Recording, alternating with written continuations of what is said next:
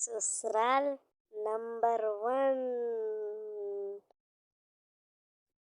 सीमा की नई नई शादी हुई थी और वो बहुत घबराई हुई थी। और सीमा का डर तब बढ़ जाता है जब उसकी सास विमला उसे सबके लिए खाने बनाने के लिए कहती है। तो वो बहुत परेशान हो जाती है कि मैं अब क्या करूँगा। और उसके सास विमला उसे कहती है कि आज सब तुम्हारे हाथ का खाना खाएंगे, सही है, और सब लोग आज घर पर भी है तो तुम्हारे हाथ का खाना खाएंगे।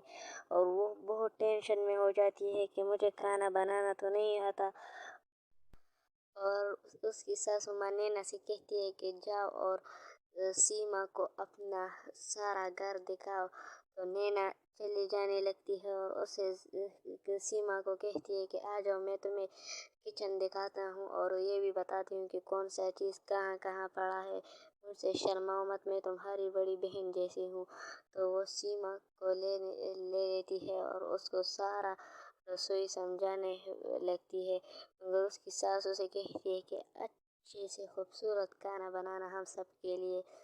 तो वो दोनों किचन में आते हैं और उसकी ननद मीना उसको सारी चीज़ें बता देती है कि ये क्या है, ये क्या है, सालन कहाँ रखा हुआ है, चीनी, चावल, रसोई, सब चीज़ें उसको समझा देती है। और वो अपनी ननद से कहती है सीमा से कि सीमा अब तुम खाना बनाओ, मैं जाती हूँ और घर की सारी सफाई करती हूँ, वरना सासू माँ मुझको बहुत जूते लगाएंगी। और वो जाने लगती है और सीमा से कहती है कि मैं फिर आता हूँ थोड़ी देर बाद, आप सारे घर को खाने को बहुत खूबसूरत बनाओगे, मुझे उम्मीद है आपसे। तो वो चलने लगती है और सीमा बहुत टेंशन में आ जाती है कि मैं अभी तक कुछ भी नहीं बनाया है अपने घर में। और वो उसके आंखों में आंसू आ जाते हैं कि मैंने तो घर में एक पानी तक गर्म नहीं किया है और यहाँ पर मुझे खाना कैसे बनाना आता होगा।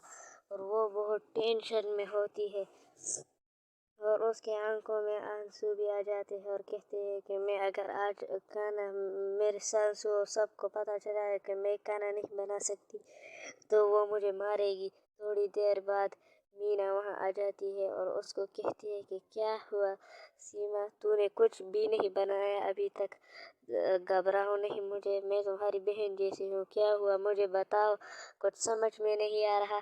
तो वो उसे कहती है कि मुझे खाना बनाना बिल्कुल भी नहीं आता, मैं अब क्या करूँगी। वो रोने लग जाती है। तो उसकी जो ननद होती है मीना उसे कहती है कि तुम घबराओ नहीं, मैं खाना बनाऊंगी और तुम सबको कहना कि ये मैंने बनाया है, तुम मेरी चटाचट से मदद कर दो। तो वो कहने लगती है हाँ, मैं आपको सारी चीज़ दे देता हूँ, मैं आपको जल्दी जल्दी बनाऊंगा, मगर आपने किसी से नहीं कहना कि ये मैंने बनाया है, कहना कि ये तूने बनाया है। तो सीमा खुश हो जाती है और वो दोनों आ जाते हैं तो खाना बनाने में लगते हैं। और मीना उसे कहती है कि तुम मुझे देखना, मैं खाना बनाती हूँ। और वो दोनों खाने बनाने में लग जाते हैं। मीना उसके लिए सारा खाना बना लेती है और उसे कहती है कि सब तुम खाने के इंतज़ार में बैठे हैं, वो खाना लेकर आते हैं। उसकी ननद जैसी खाने को देखती है तो वो कहती है कितनी खूबसूरत है खाना। और वो सब लोग खाने की बहुत तारीफ करते हैं। और उसकी जो ससुर होता है वो भी खाने की बहुत तारीफ करते हैं कि आपने कितना खूबसूरत खाना बनाया है, हमारे घर में 2 परी आ गई है इतनी खूबसूरत खाने बनाने के। तुम भी मीना जैसी बहुत खूबसूरत खाने बनाती हो। मगर वो तो सीमा ने नहीं बनाया था, वो तो मीना ने बनाया था। तो वो थोड़ी डर जाती है मगर वो खुद को कंट्रोल कर लेती है। और वो जैसे कहती है कि मैंने नहीं बनाया तो उस वक़्त मीना उसकी बात को काट लेती है और कहती है कि हाँ सीमा, तूने तो बहुत खूबसूरत खाना बनाया है और सबको बहुत पसंद आया, मैंने आपको कहा था ना। तो वो कह लेती है तो वो खामोश हो जाती है।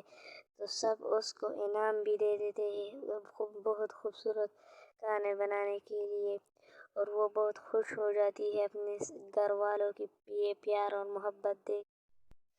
ایسے ہی روز چلتے رہے۔ سیما وہاں کھڑی ہوتی اور مینا سارا کھانا بناتی اور باہر لاتی، اور سب اسے بہت خوب مزے سے کھاتے۔ وہاں سارے لوگ اس کے کھانے کی تعریف کرتے، اور وقت گزرتا رہا۔ تھوڑے وقت گزرنے کے بعد ایک دن، کہتے ہیں نا سچ کبھی چھپتا نہیں، وہاں اس کی سانس آ جاتی ہے۔ یہاں مینا اور سیما دونوں کچن میں ہوتے ہیں، تو وہ مینا کو کہتی ہے کہ تم آ جاؤ، میرے سارے دوائی دیکھ لو کہ تم نے کہاں پہ رکھے ہیں، مجھے کچھ سمجھ میں نہیں آ رہا آپ نے میری دوائی کہاں رکھی ہے۔ مگر وہاں پہ مینا کھانا پکا رہی تھی، سیما کو تو کوئی کام نہیں آتا تھا، تو وہ اشاروں میں سیما سے کہتی ہے کہ یہ بس کھانا پک گیا ہے، تم چولہا بند کر دو۔ اس کی ساس کہتی ہے کہ تم اسے کیوں بتا رہے ہو، اس کو تو ایسے لگتا ہے کہ اس کو کچھ بھی نہیں آتا، یہ تم سے اچھے کھانا بناتی ہے۔ مگر وہ اشاروں میں سیما کو بتا لیتی ہے کہ چولہا بس بند کر دو ورنہ یہ سب جل جائیں گے۔ بس سیما سمجھ جاتی ہے اور وہ کھانے کو گیس بند کر لیتی ہے اور کھانے کو پلیٹوں میں بھر کر سب کے لیے لاتی ہے اور سب کھا لیتے ہیں۔ مگر وقت گزرنے کے بعد ایک دن وملا کی بہن جو ہوتی تھی وہ وملا سے ملنے کے لیے آ جاتی ہے، اور وہاں وملا کہتی ہے کہ سیما تم اس کے لیے کچھ میٹھا بناؤ، خوبصورت سا، کوئی حلوہ یا کوئی چینی کچھ بھی بناؤ۔ تو وہ حیرت میں پڑ جاتی ہے کہ مجھے تو پانی گرم کرنا بھی صحیح سے نہیں آتا، اور یہ تو ہمیشہ بھابھی کے ہر چیز میں۔ وہ حیرت میں پڑ جاتی ہے اور کہتی ہے کہ دیدی بھی مارکیٹ میں گئی ہے اور میں اکیلے سوجی کا حلوہ کیسے بناؤں گی، اب تک تو میں نے دال اور چاول بنانے کا سیکھا ہے۔ اور وہ کچن میں آ جاتی ہے اور کہتی ہے کہ وہ تو دیدی کے ہر کھانے میں نقص نکالتی رہتی ہے، اب میں کیا کروں گی۔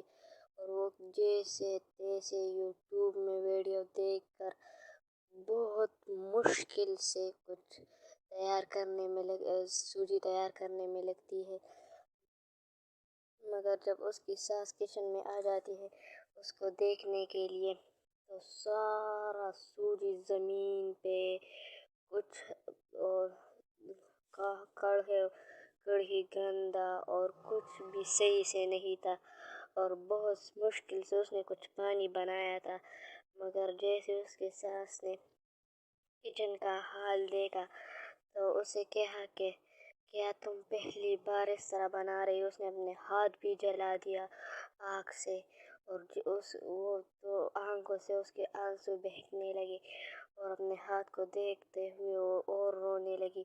اس کی ساس آ جاتی ہے اور اسے کہتی ہے کہ کچن کا حال اس طرح ہے کہ تو نے کبھی بھی کچھ بنایا نہیں ہے، اور اس کی بہن بھی کہنے لگتی ہے کہ ہاں یہ تمہارے اس ہاتھ سے اور کچن کے ہر ایک چیز سے لگتا ہے کہ تم پہلی بار کچن میں کچھ بنانے کی آپ نے کوشش کی ہے۔ اور وہ اب بولو لڑکی تو نے سچ بولا ہے، سچ بولتی ہوں نا میں۔